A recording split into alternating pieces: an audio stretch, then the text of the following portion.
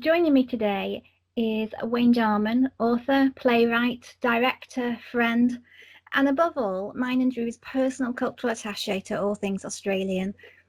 A very hello. Hello, Ruth. It's great to finally be talking to each other after all these years of just communicating by typing. Yeah. and getting it wrong all the time, hitting that button and bringing the conversation to an end suddenly. It's great to see. Thank you for having me on your podcast. Lovely to be. It's a pleasure, Wayne. I've been really looking forward to it. I've been really excited because, like you say, we've been, typing away on Facebook messaging for years, and to actually meet you at last, it's lovely. Yep, it is. Nice to see you. To hear your voice. You've got an accent, by the way. So I mentioned that. Isn't it funny though when you hear someone speak and you think, oh, I didn't think they'd have that tone of voice. Yeah, I have had the advantage that I heard you before. I've listened to your podcast, so I did know your voice, but it's all, yeah, you're right. It's always a bit of a shock when you meet somebody that you've known for a long time and you finally hear them and you think, oh, that's not how I imagined. No, exactly. And it's like radio people, when you've been listening to them for years and you actually see a picture of them and you go, oh, I didn't think they looked like that. And it kind of skews you a while. But I find I go back to in my mind to kind of how I think they look, even after I've seen them, because it's like that's the more comforting image that I've got of them. Mm. So yes, I do the same. Oh, good. Yeah, and we're not going to put up with reality mucking up how we feel about things. No, that's good. Which leads me nicely into your book. I had the great pleasure of reading your book recently, With a Mind to Achieve. Thank you very much for reading. I loved it. It was, right up my alley anyway, but it was really nice. And I loved the tone in which you wrote it as well, in that I like the way you encourage people to stop and do the exercises, but said, well, I probably wouldn't anyway. I'd rush on and do them. Because... Well, I can tell you what to do, but I can't do it myself. No, but I'm the same with my courses. There's exercises all the way through, and I encourage people to stop and do them at the time rather than come back because there's more benefit. But you never know if they do.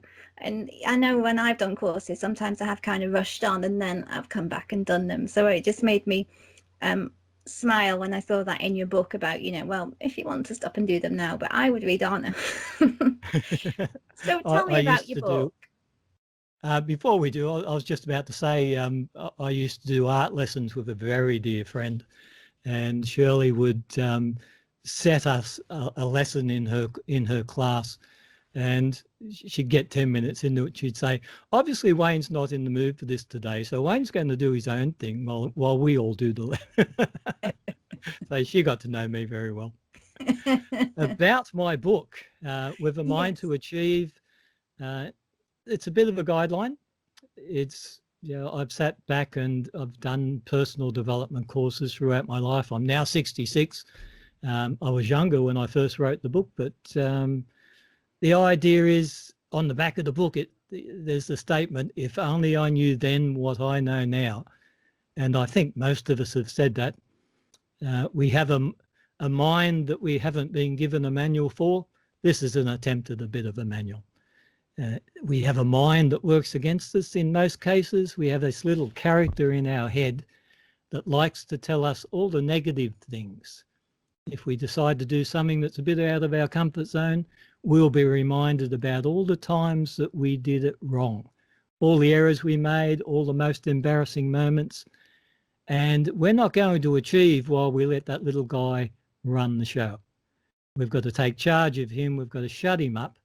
And then we've got to turn him around so he comes back to talking to us, but telling us what we need to hear to be positive and to have the support we need to go ahead and do things.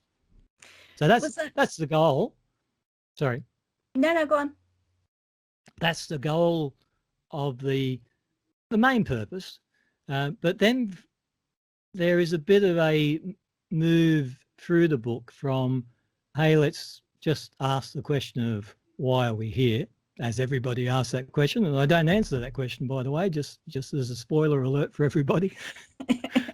But we start by asking that question, and then we move through things like health, what we think success is, and to be honest, success is what we define it to be. It's our individual definition, and then we can work towards that success.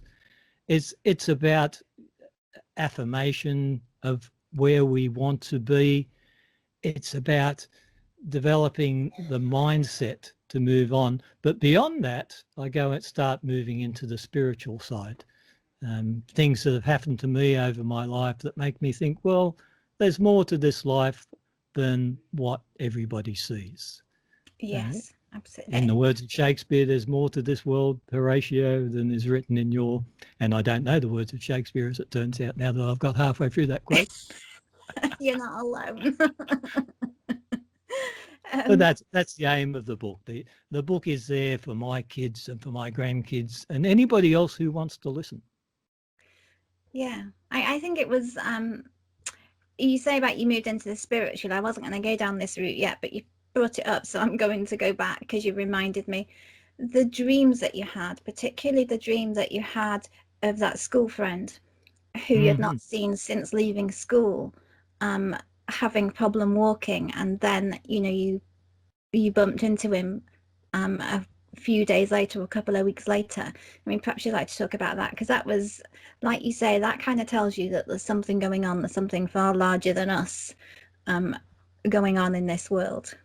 I agree, and that's mainly what I got out of it, is just the message that, hey, you don't know it all, there's more. And to go to the story, Lindy and I, when we were in our 20s, were in the state emergency service. Do you have a state emergency service over there? It is a voluntary organisation to help out during floods, disasters of all sorts. We don't have it in that way. We have the RNLI, which is the Royal National Lifeboat Association, which obviously goes around our coasts, and that's a voluntary. We have lots of different voluntary. We have mountain rescue, that type of thing. But I don't think that we have specifically something like that that kind of goes out and deals with all-encompassing disasters like your organisation does. Well, during our time with the State Emergency Service, we had some big storms hit Newcastle, New South Wales, Australia. We had an earthquake not long after we'd actually finished our time with the State Emergency Service. So the organisation goes out and helps the community in those times, works with the Army, works with the ambulance services, medical services, as volunteers, just helping out where we can. So the story relates to a time when we had a combined exercise with the Air Force, the armed services in general, and the ambulance and medical side of things. And it was just an exercise where we had fake casualties, and everybody had to go out into the field and deal with those casualties and see how we all worked together.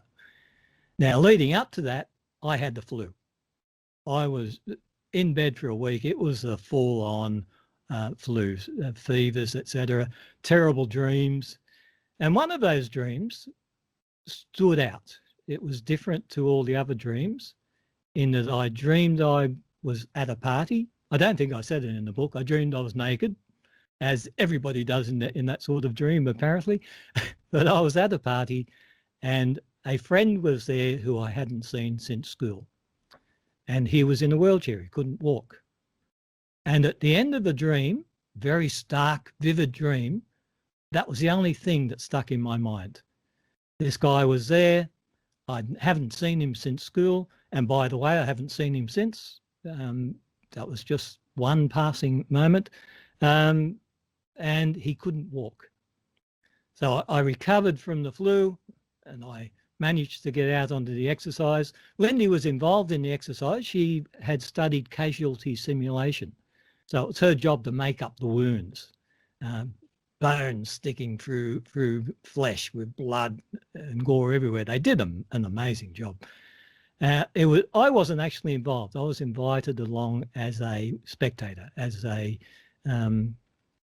my job was to review what was happening. I was the deputy intelligence officer for the Newcastle State Emergency Service at that stage. I trained with the rescue team Our rescue team had been invited, but it was my job just to see how they went. So we turned up on the day.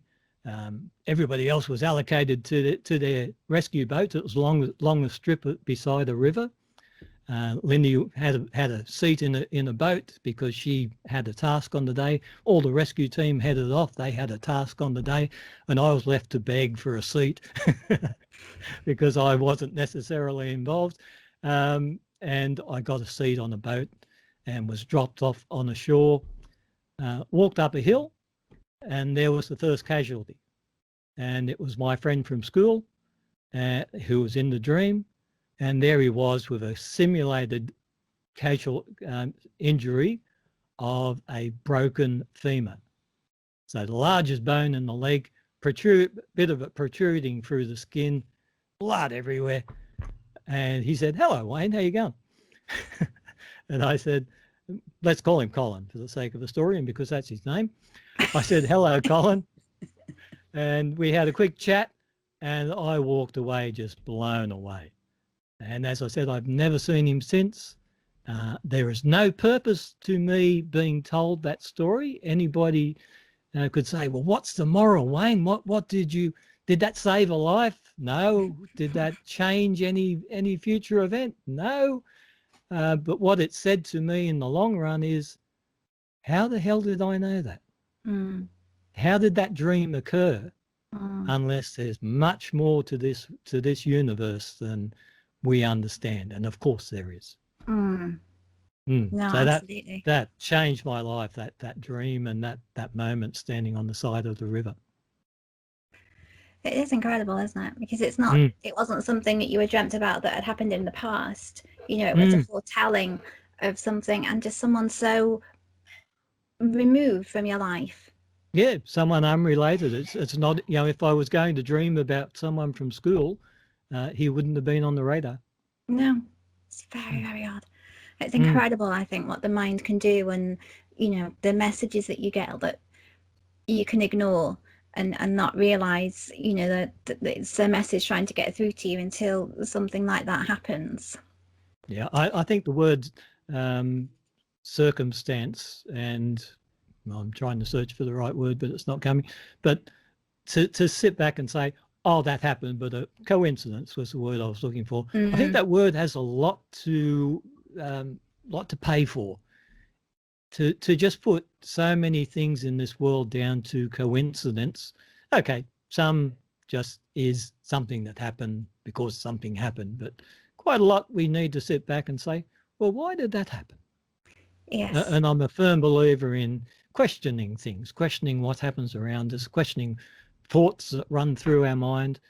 We need to think more about what's going on within us and around us. Yeah, I agree.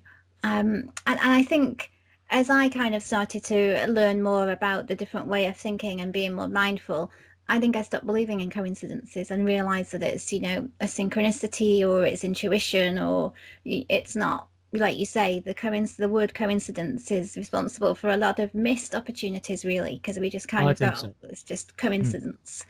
But Yep, in your book, you talk about my purpose is to experience and do. And it reminded me of a quote, which I'm sure you'll know, by Marianne Williamson. Our deepest fear is not that we are inadequate. Our deepest fear is that we are powerful beyond measure. It's our light, not our darkness, that frightens us most. We ask ourselves, who am I to be brilliant, talented, fabulous? Actually, who are you not to be? And is that how you look at the world? That is a brilliant quote. I love that quote. I remember once in the course, someone said to me, "You were born with all you need." And I thought that's such a powerful statement. We underestimate ourselves so much.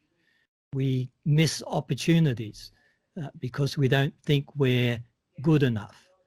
And we're all born good enough. We're all born capable. It's just getting control of this little character in here to support us in whatever we want to achieve. And, Yes. And nothing I've written or said is the positive, airy-fairy, life is wonderful and everything will work out great. I see so many positive quotes that are, if you do this and this, you can't help but succeed. No, you can fail. Life is life, and life is a challenge, and you'll get knocked down sometimes, and you will have to get back up. Yes, and it's We how you we get can back have up. all the positive in our head, but it's not going to save us from real life. But it's No, certainly going to give us better odds.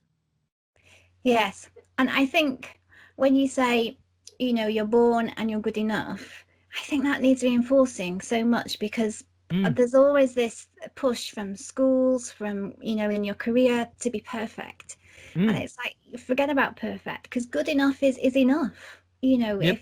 If you do your best, that's enough. You can't do Yeah. any more. Your best is good. Your best is very good. Yeah.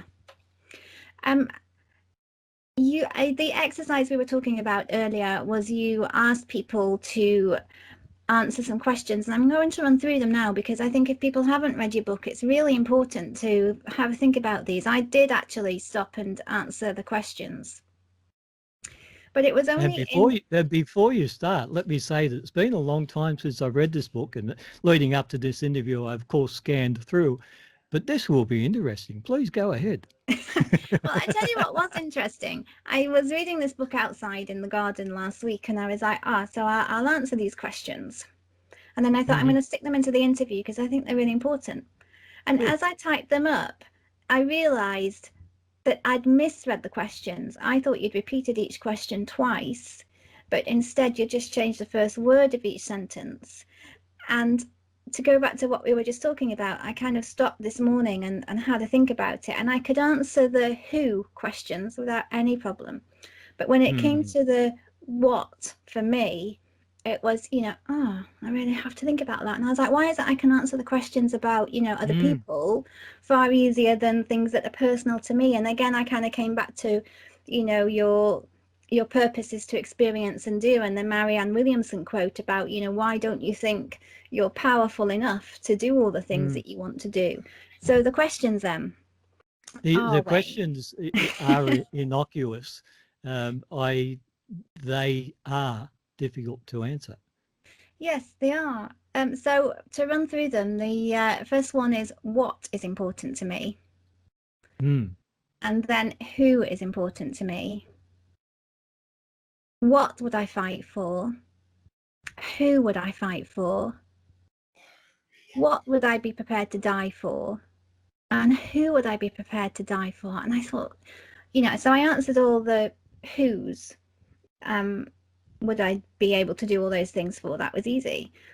But I've really had to think about it this morning, the what for me would I do? And I think I'm going to type these questions up and put them in the description if there's enough room under the interview, so that people can come back and have a real think about it, because I think it's really important to sit and just spend some time thinking about these questions. And I can't remember how much space I left in the book, but it's really misleading. These questions are not easily answered. They're not short answer questions. So they do require, I think I said in the book, this book is books within books, and it may take years to read because of all the references I give. Here, go away and read this book. Here, go away and read this book. All the brilliant minds that I've drawn on. We all stand on the shoulders of giants, and my little book is simply a little summary of where I'm up to with my life, based on what I've read of all those magnificent people and all their great words. So to ask such what seem innocuous little questions and give such little space for an answer is really misleading the reader, probably, because if they want to do that exercise for real, they will spend some time on that. Yeah, and that's what notepads are for.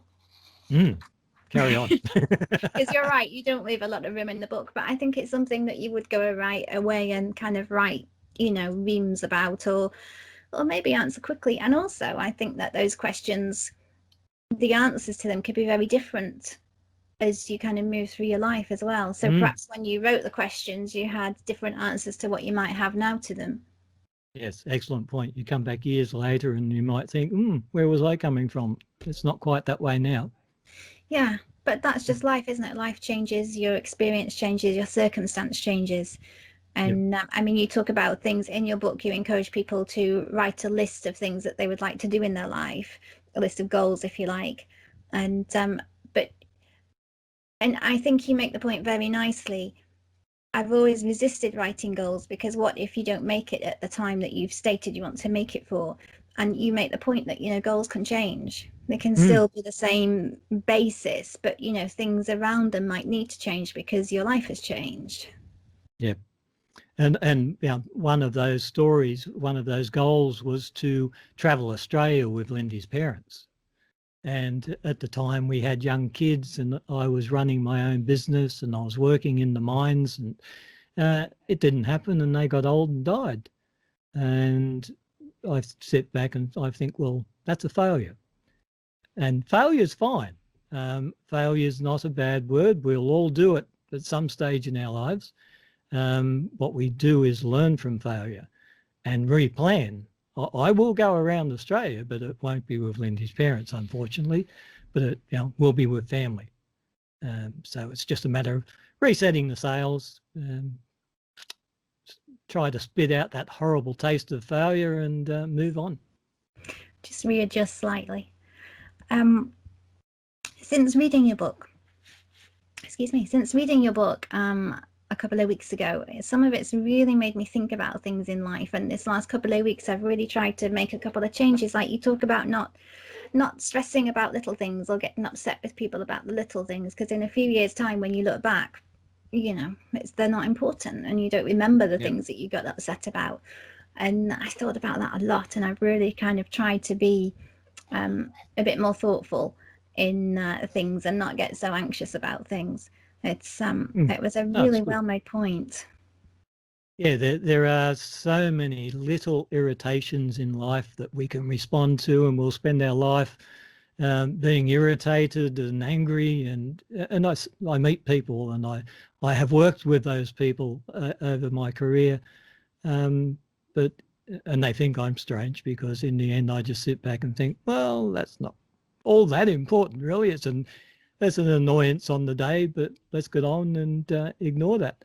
I remember working in a bloom mill at the steel mill, at the steel industry at one stage, and the bloom mill had broken down. I can't remember, it's too long ago now to remember what it was. But my job, I was in charge of the maintenance office. I reported to the chief mechanical engineer, and I looked after the stores and the storemen. They all reported to me, and I had a group of trainee engineers who reported to me. And if something went wrong and they needed parts, I was the guy they came to because it was my job to make sure those parts were available. And this particular part needed to be, it was available, it just wasn't on site. Oh, it was on site, it was up at the spares depot. It needed transport down to the bloom mill. And I had engineers in my office jumping up and down and screaming, and they were terribly upset. And I got on the phone and I organised for the part to be delivered, and I stressed how important it was for it to be delivered quickly. And I shooed these guys out of my office. And after they were gone, the chief engineer closed the door behind them and turned to me and said, I have a problem with you. And I thought, oh. And I said, what's the problem? He said, you don't panic enough. So what he was saying to me was I wasn't demonstrating my empathy to these guys who were upset. I just got on with my job and organised their part for them. But I do not panic enough, apparently. So people think I'm weird, but no, I don't like panic. I don't like all the stress of the adrenaline running through.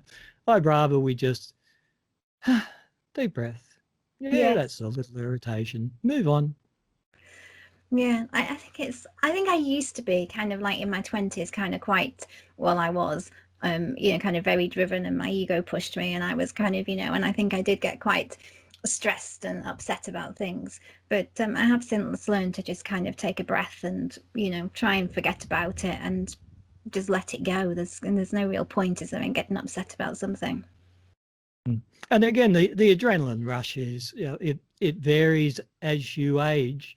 I hate the adrenaline rush these days. However, during my career, ego-driven, young engineer starting off, or young engineering technician. I better not call myself an engineer. I'll have people jumping up and down. But a young engineering technician, the adrenaline rush of the day-to-day running of an engineering business was just astounding, and the importance of it, the swelling of the ego as a result of it all, and the adrenaline, continual adrenaline through the system. That was amazing. I don't like that anymore. But you go through that stage from year to year and decade to decade, and I got to the stage where at the end of my career I said, my contract's over, and people wanted me to continue in the contract. They offered to extend it, and I said, no, I'm not. Lindy's not well. I'm feeling older. I'm not. I don't feel I'm doing it as well as I used to. And they came back and said, we'll offer you a full-time job. You don't have to be a contractor anymore. We'll give you a job here. And I said, no, you're not getting the point. It's not the offer that's a problem.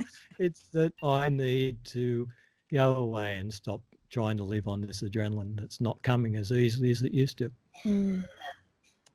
So and I think we change as we grow older. But the idea when you're younger to learn that, hey, all this adrenaline rush and all this anger is not good for us.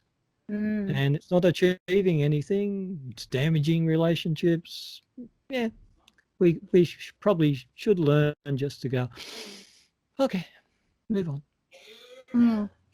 And it not only damages relationships, damages you internally as well, physically.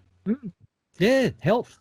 But I think, and that kind of brings you neatly back to when you talk about on the back of the book, if you knew then what you knew now, if you had learned about the well-being side, would it make you a calmer person? And I think about that quite often. I think back to my media career and think, would I have been calmer?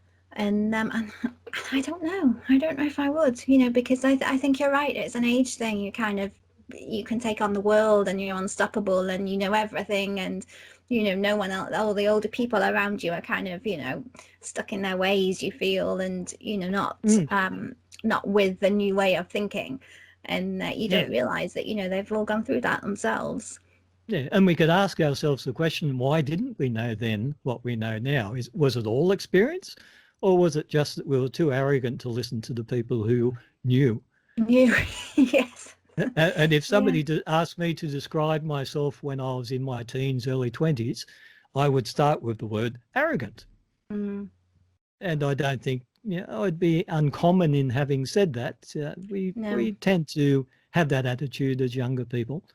But I look back now and events in those times and think, you cringe a little bit at what you said or did in different events. It was just arrogance.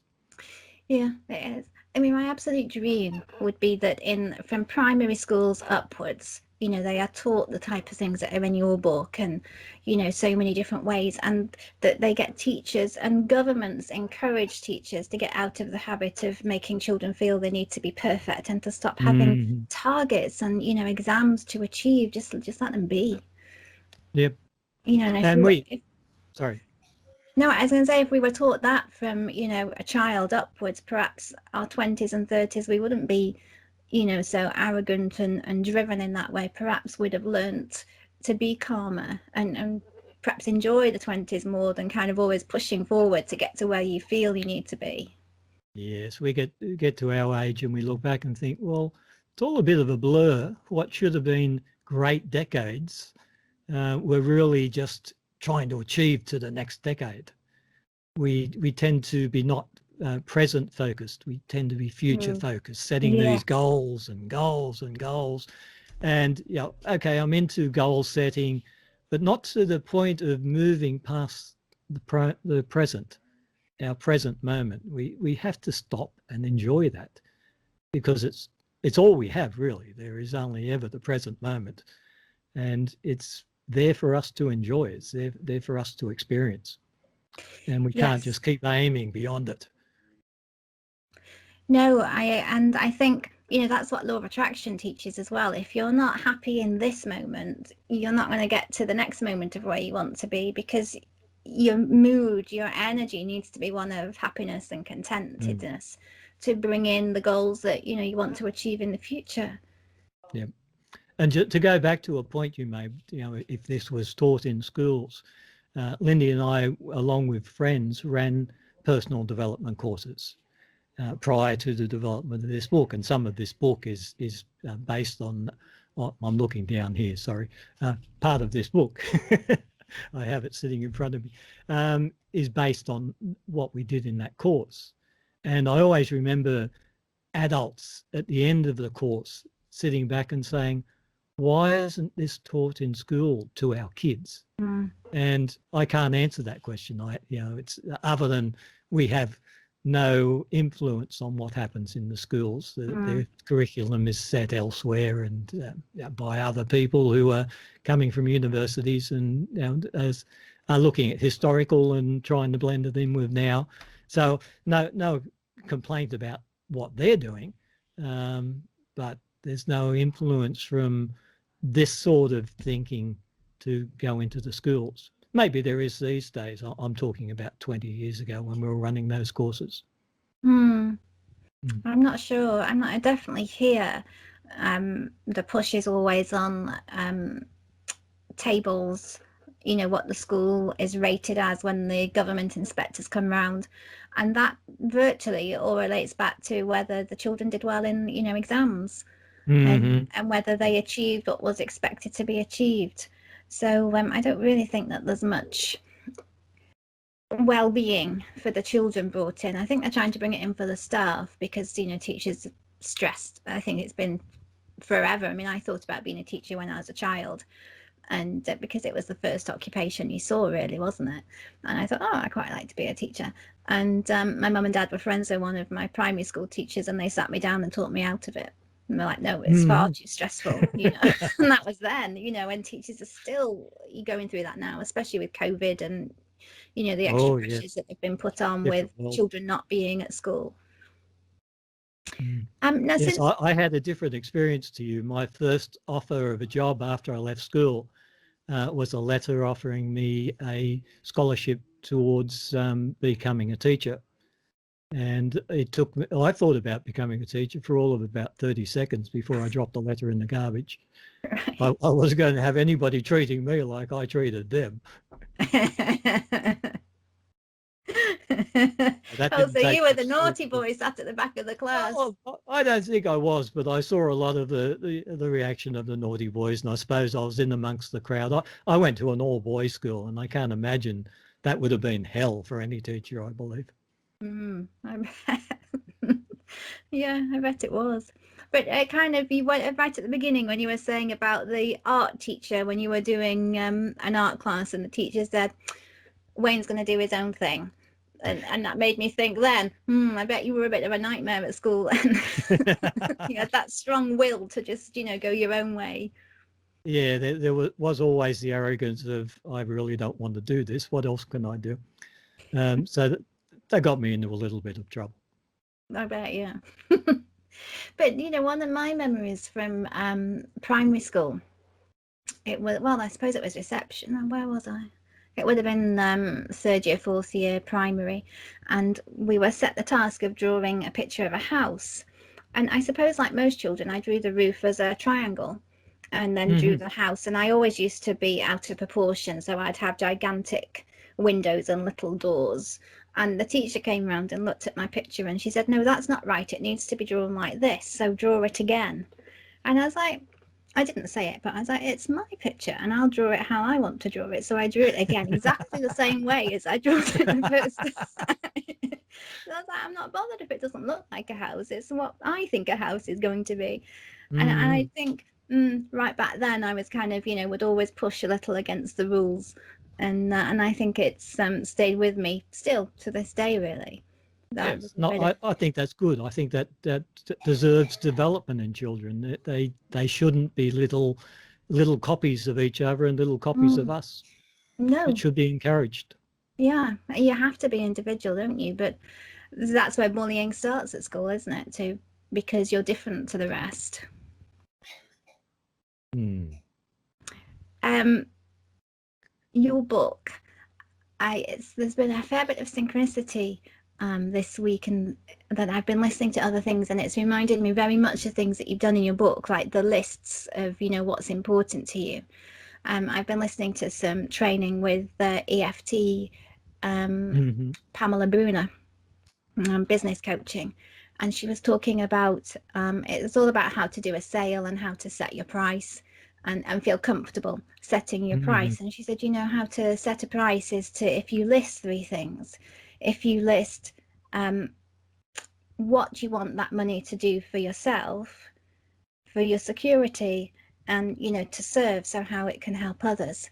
And so you sat down, you wrote the list, and I did that, and I was like, and again, coming back to the self of what I wanted to do with the money was the difficult one to answer. Although I kind of had big ideas, it was a bit of like, yes, but can I, or is that selfish? And it's like, no, it's about the self. But something she said, and I wanted to tell you because I thought you might enjoy it.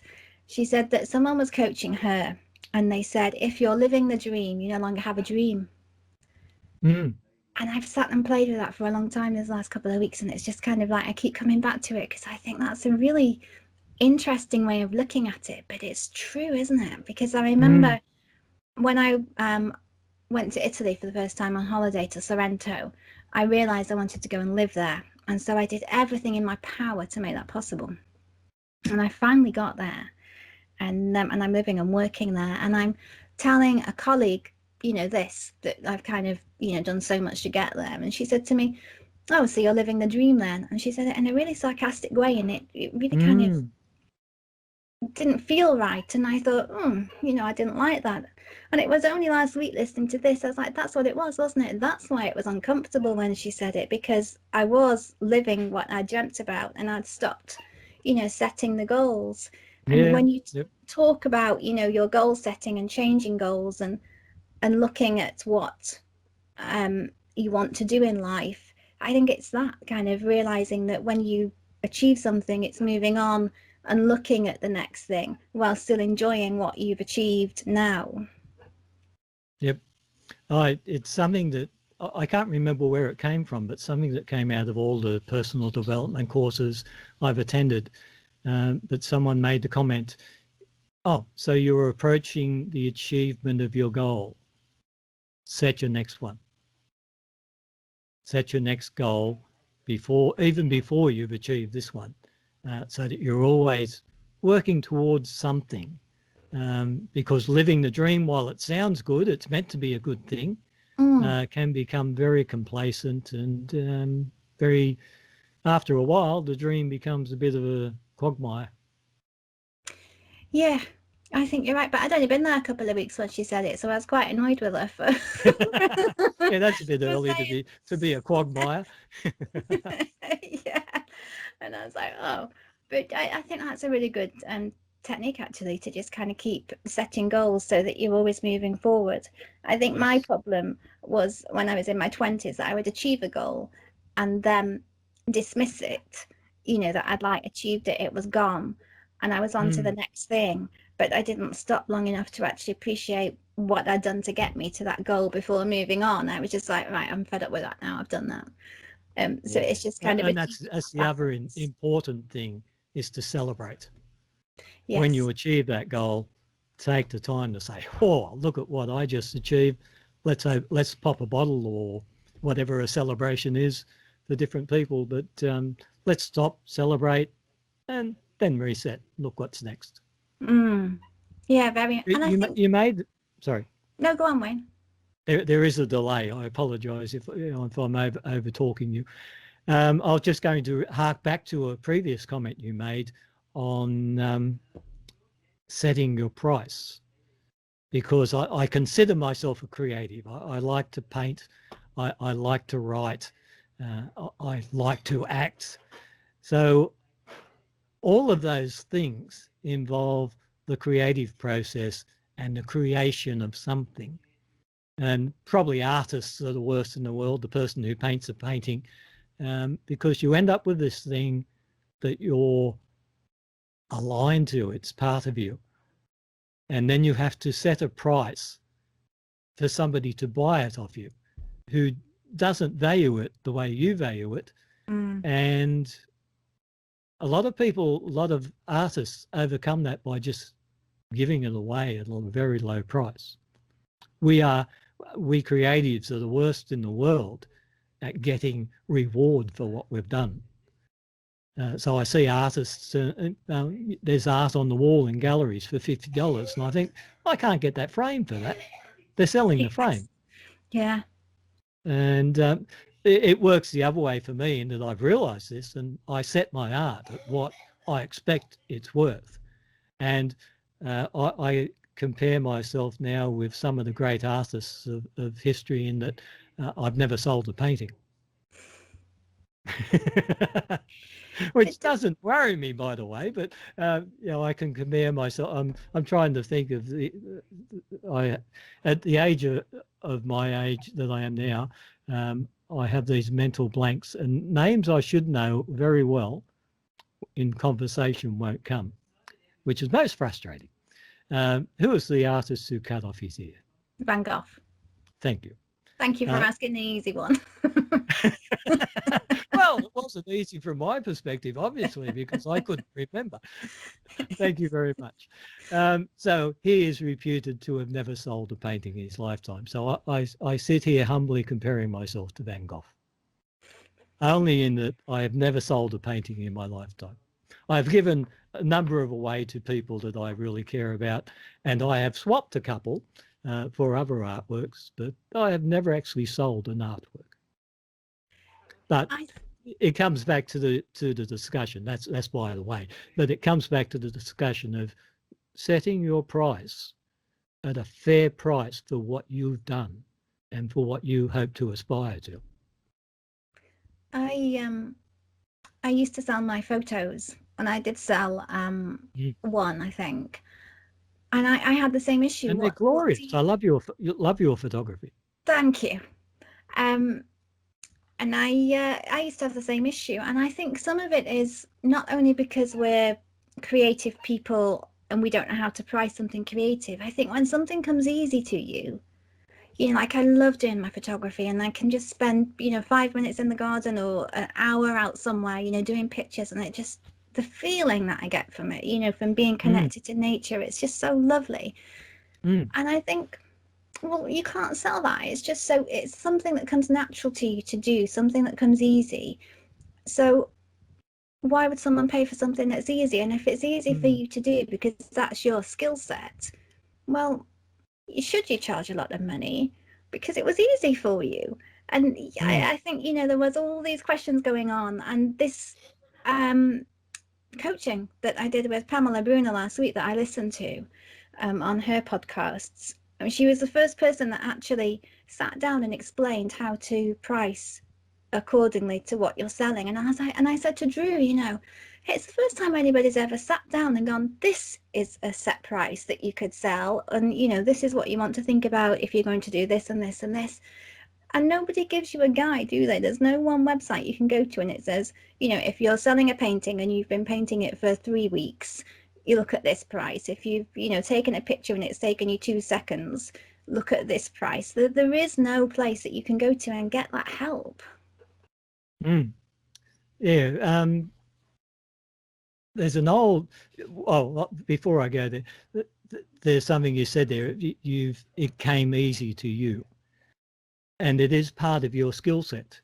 But the reason it came easy for you is probably based on 2 or 3 decades of working in that area to develop that skill. So it's come easy to you, and you've developed this beautiful product, this beautiful photo, and it's worth something to somebody else because they can't do that. And you've got something beautiful that they want and they can't produce. There is such a thing, in my opinion, as a photographer's eye. Yes. There is, you can tell a photographer, pardon me, you can tell a photographer from the product they produce and that they're willing to show you. Okay, we all, as photographers, we all take photos that we're not proud of. We'll take, a good photographer will say, I took 100 photos, here's the one I'm prepared to show you. Yes. But you know that you took that photo using your skills and you know that that's the one. Yes. Whereas there are so many people out there who own a camera who will tell you they're a photographer, who will take those 100 photos and show you the entire 100 because they can't tell that, oh, that's awful, that one's all right, that one's, oh yeah, there's one, that one's good. They don't have that eye. No. So there is that we all need to develop. You're right. And when you say that, you know that's the one. I do quite often do that. I'll be doing some photography and I'll have been, moving the camera around and just getting it right. And I'll have taken a few and then I'll take one and I'll go, that's it. And then I walk away, do something else then because I know I've got that one and then move on to something else. But yeah, you do know when you've got the image you're after. And that is a very specific skill. But I was going to tell the engineering story that relates to that. There's a joke amongst maintenance people in engineering that there's this big rig that's broken down and the consultant is called in and the consultant's flown in and has landed on the rig and he looks around and it's all stopped and nothing's going and all the engineers are scratching their head because they don't know how to fix this thing, and he goes over to his toolbox, pulls out a hammer and counts 1, 2, 3 bolts, hits it with the hammer. And the machine starts up and it's all running beautifully. And he puts his, and he sends an invoice in some weeks later for $20,000. And the engineer responsible says, hang on, I was there when you hit a bolt with a hammer. Please itemize your $20,000 bill. So he itemized the bill. Hitting the bolt with a hammer, $20. Knowing which bolt to hit, $19,980. So it's the skill set you're charging for, not the actual amount of work. And there's a story too of the painter who produces a painting for $20,000, and it's the same story. Give me an itemized bill. Oh, well, here's the bill. Paint and canvas, $50. Skill developed over the last 50 years to paint this painting, $19,950. It's the skill set you've developed that's worth the money. Yeah, that's very true. I hadn't thought about it like that, but that's really true. And then you get to the point of, well, if you consider that, then where do you start with your charging? Yeah, and having said all that and told all those wonderful stories, I'm probably the worst in the world, as I said, worst in the world at pricing a marketable price, because I've never sold a painting is the hint that I haven't got it right yet. But I also feel comfortable in that I've never given away one of my paintings at something at a price less than it was worth.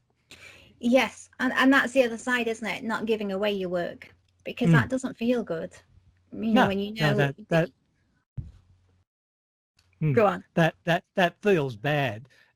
Without going too much into family politics, as we all have at some stage, I gave a painting to a niece because she said she really loved it, and I thought, that's great. I handed it to her and said, it's yours. That's family, love you.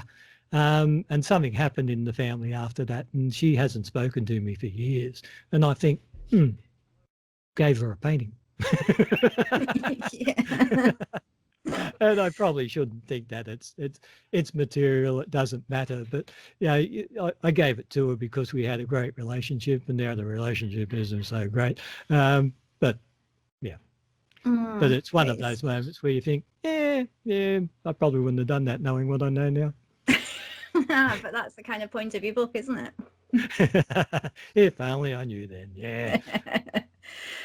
Let's move on to your theatre writing and Professor Wen and his toaster. And perhaps you'd like to explain what toaster means. Okay, this has developed over about 20 years now, and there's still quite a lot of work to do to get it to a point that I want it. But Professor Wen is a madcap professor. It's sort of having a bit of a go at Doctor Who, with the goons chucked in. And straight away, I'm a Doctor Who fan. I love the goons, Monty Python. That's all my era. So it's all of that, all blended together. And he has invented a time machine. And he's fiddling with it one day when two young kids turn up. They fiddle, and it throws them all 2,000 years back into the past. And as I say in the book, and history is in big trouble.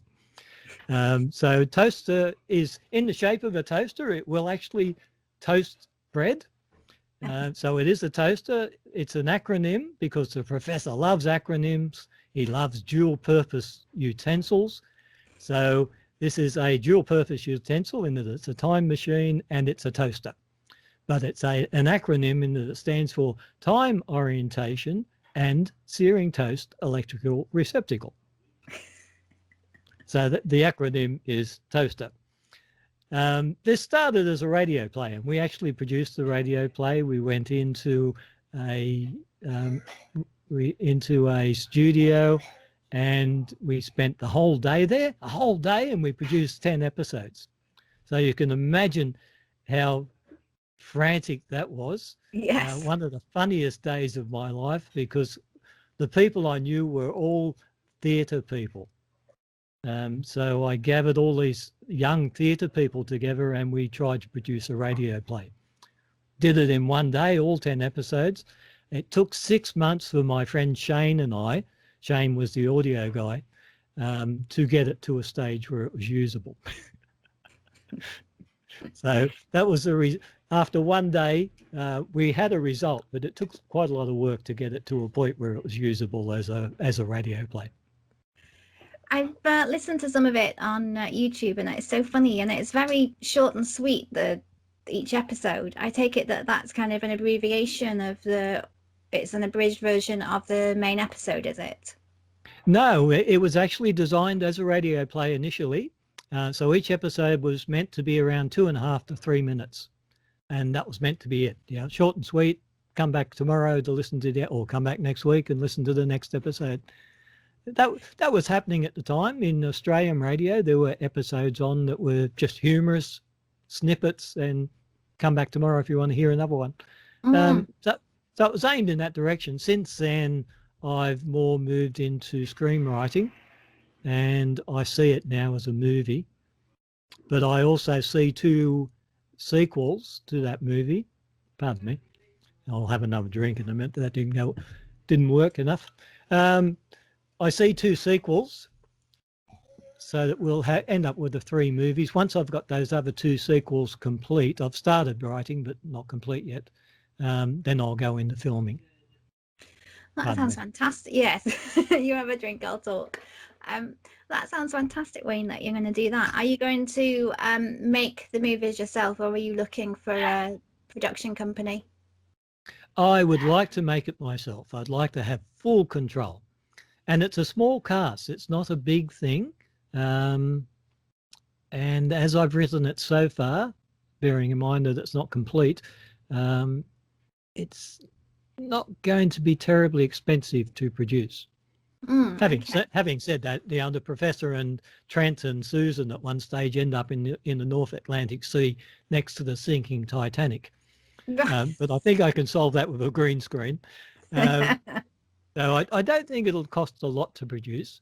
And a lot of the scenes are done in the toaster. Right, okay. As Doctor Who is done inside the TARDIS, you have those scenes that are common to all 3 movies. So I'll be able to shoot that all in one go. And you've got the controllable set conditions then? Sorry? You've got controllable set conditions then as well, if it's all in a similar scene. And Yes. are you planning to try and sell that to Amazon, or what are your intentions? It's very difficult to talk to Amazon. I've been involved with other people who have been developing other projects, and the discussions. Amazon's not too bad. Sorry, I was immediately went to Netflix. You need contacts. You need companies in between to talk to Netflix. Yeah, Ah, I would probably start by putting the first movie on Amazon, and then observe the response, and then you could use that response. If it does really well, you could use that response as leverage with another company like Netflix to say, hey, first one's done well, you want to look at the second and the third. yes, that'll give you Mm. some leverage then. Yeah, so that's the marketing concept, but we're well away from that at this stage because we're still writing the second and third movies. It's exciting though, isn't it, to be doing that? I just love writing. My one of my definitions of success is doing what you love doing. Yes. If you know, the old saying is, if you're doing what you love, then you're not working. No. You just, and I love writing. My book, yeah, thank you for showing people my book. I appreciate that. But it hasn't sold well. I'm not rich. I don't care. I enjoyed writing it. I've handed it to both of my grandchildren and said, read what Pa has to say. Hopefully they will one day and maybe get something out of it and get a head start on life. Yes. I've written the novel. I don't know if you've seen my novel advertised, To the Honour of the Kings. So again, Yes. Yes, I I have. thoroughly enjoyed writing that. That was brilliant. The writing of it. It's not shaking the world, but it's fun. And now I'm on to Professor Wen. During COVID, I started writing my COVID novel. I think every writer started a COVID novel. There's lots of bloodshed and people dying everywhere. That's what happens when you try to write something during a pandemic. But it's a black comedy, so at least hopefully people will get a laugh out of it one day. So Good. yeah, I just enjoy the writing process, and if I make money out of it one day, that's lovely. If I don't, then that's all good. Yeah, no, I think it's important to do something that you enjoy. Now, as And I I got mentioned, to the end of all that, and I didn't remember what your question was. That's why I sort of trailed off. I thought, what did Ruth ask me? yes, Anyway, thank you, moving Wayne. on. Now I'm just going back to think. My mother-in-law does this all the time. She chats away about something, and you have to be listening because in the end she goes, "What was I saying, Ruth?" Yeah. And then you have to What put did it you back ask me again? online. I think we were just talking about, the movie and where you were going to try and sell it to. That's what we were talking Mm-hmm. about. Now, before I let you go, in the introduction, I mentioned that Drew and I always turn to you when we want to learn a bit more about Australia, be it places or, kind of flora and fauna or dangerous animals. And I know that Drew is patiently waiting to hear you talk about snakes. And I asked him last night if there are any questions that he specifically wanted me to ask you. And there were a few. We frequently talked about snakes and, kind of how, because we only have one that's poisonous in this country, that's the adder, and they're Mm-hmm. very secretive snakes, and thankfully you don't really A bump very into them famous very snake. often. Sorry. A very famous snake. Yes, very famous. Cleopatra's snake. But Drew wanted to know if there's particular snakes that are more prevalent to certain areas in Australia. There are, and I'm not a snake expert. I do intend, and this is probably, we've had this conversation, I believe. It is my interest to start a series of documentaries on animals of Australia, and particularly dangerous animals. So snakes are one of the headings I have as to things to look at. And I actually follow a snake catcher who films all of his events. I think I sent you the link at one stage. And Yes, I said, really appreciated you sending that. And I'm I trying think to you have said, this thank you conversation. very much, but no thanks. And I'm trying to have this conversation with you without actually visualizing the things whilst I'm talking to you, so I don't have nightmares later. The thing with our snakes is that many of them are territorial. So I think, and a lot of this needs research on my part, but I think you'll find that if you've got black snakes in an area, you probably won't have brown snakes. They tend to be territorial to each other. Okay. And I don't remember what your question was. I'm sorry. It was on snakes, but we carried on, and then I forgot specifically what the question was. It was whether some snakes are more prone to one area of the country to another. Are there some that, you would only find in, say, the north of Australia rather than the south? That is a good question. I would like not to answer it because I don't consider myself enough of an authority. The two main snakes we have here are the black snake and the brown snake. Okay. So it shows the Australian expanse of the grammar, I suppose, that we've come up with such wonderful names. We have a brown and a black. You can tell them apart because one's brown and one's black. There are many others, of course, but that's what Australians tend to recognise straight away. Right. Okay. And they tend to be, my understanding, talking to bushies. My grandparents were bushies, and meaning people who came from the bush to live in the city. They don't like each other. They tend to be territorial towards each other. So if you've got black snakes in an area, you don't tend to have brown snakes, and vice versa. Okay. Mm. And so you mentioned the snake catchers. How does it work? Do they just come in and take snakes if they're becoming a problem to an area, or what is their role? Yeah, I don't actually live in an area that is prone to snakes. I probably, sorry, I'm drifting a little bit here. I apologise for going off track. What you're seeing with snakes is areas that are specifically one snake or another. So they tend to, fight for territory.